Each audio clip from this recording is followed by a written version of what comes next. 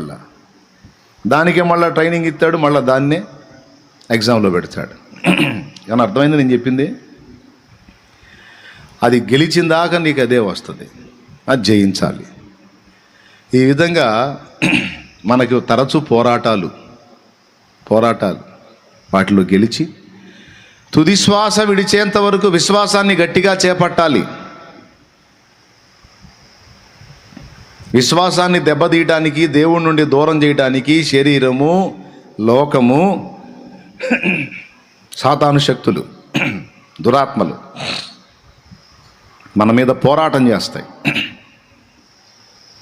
తుది శ్వాస విడిచేంత వరకు పోరాటం మానకూడదు, విశ్వాసాన్ని వీడకూడదు.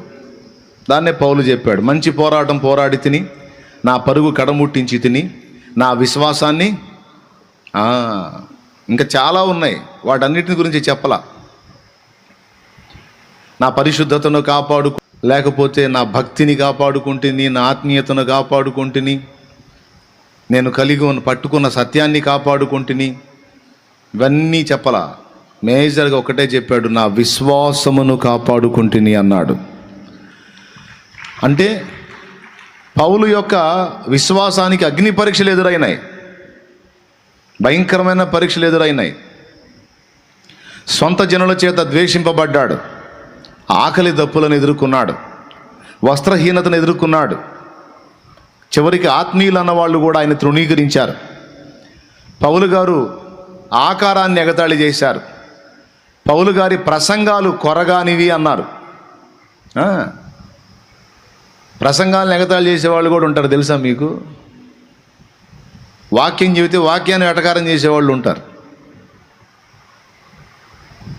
దేవుడు ఏం మాట్లాడుతున్నాడు, ఈరోజు నాకేం పాఠం నేర్పుతున్నాడు అని అలా ఆలోచించరు.